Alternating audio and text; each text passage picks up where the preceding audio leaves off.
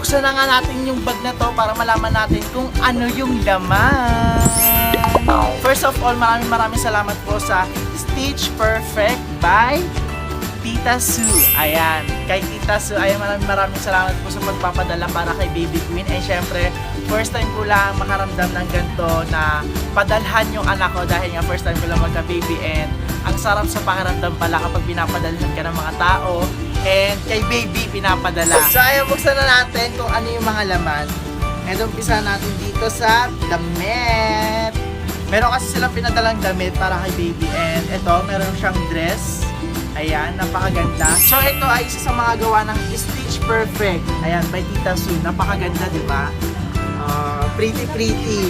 Parang ano ba to? Ang design niya yung mga parang pang 90s na bata. Oh, napakaganda, di ba?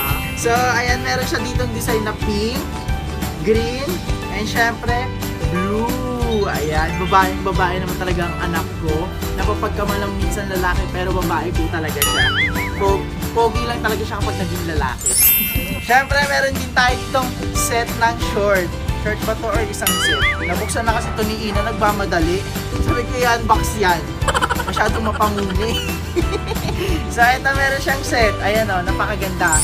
Ayan, meron siyang spaghetti and short. Ayan o, garterized. Napakaganda, di ba?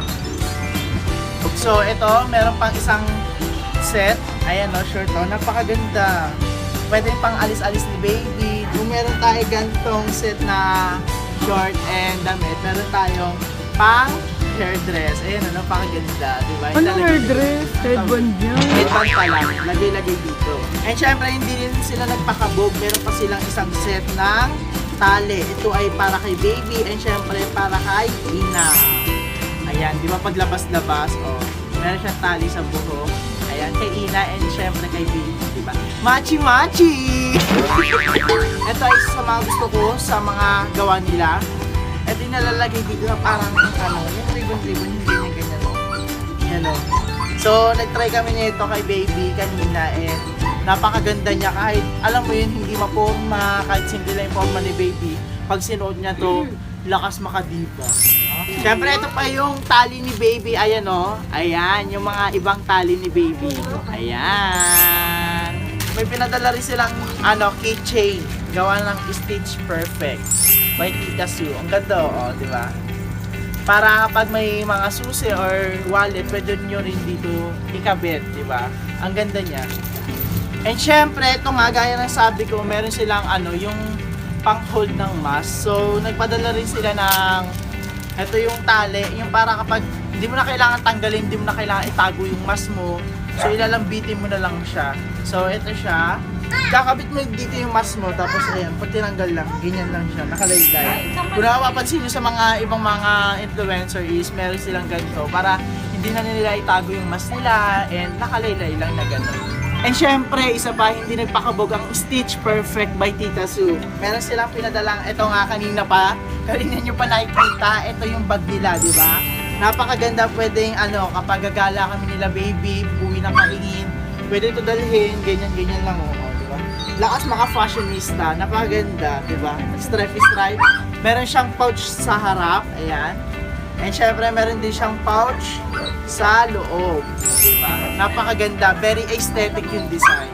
So, ayan, maraming salamat. Stitch Perfect by Tita Sew. Ayan, maraming salamat po sa pagpapadala kay Baby Queen. And syempre, I really appreciated ng buong-buo dahil nga, alam mo yung first time lang ako magkaroon ng baby and may mga nagpapadala na kay baby na mga gamit dahil nga, nakakatuwa lang kasi nga, dati, pinapadala lang mga food sa BNT. Ngayon, ang pinapadala na ay gamit ng anak ko. So, ang lakas lang lakas lang na impact sa akin dahil nga, alam mo yun, na-appreciate nila yung baby ko. And syempre, mahal na mahal nila yung baby ko. So, ayan. So, ayan, maraming salamat po. Stitch Perfect by Tita Sew. So, ayan, kung may nagustuhan din kayo sa pinadala sa amin na Stitch Perfect by Tita Sew, pwede rin kayo mag-visit sa kanilang page kung may mga gusto pa kayo or may hinahanap kayo. And pwede kayong umorder doon. And kung may request kayo, pwede rin kayo magpatahi sa kanya. Dahil murang-mura lang and affordable price. Murang-mura na, affordable price pa. So ayan, please like and share this page. Ayan, pinakikita nyo naman sa screen. Palaganap natin ang pagtatahi ni Tita Sew dahil napaka-bongga. Hindi biro ang pagtatahi, diba? So ito, ang ganda ng pagtatahi na very aesthetic ang design, napakaganda. Diba? So ay maraming salamat po, Stitch Perfect by Tita Sew. Eh, syempre sana makaulit pa, char. So ay maraming salamat po.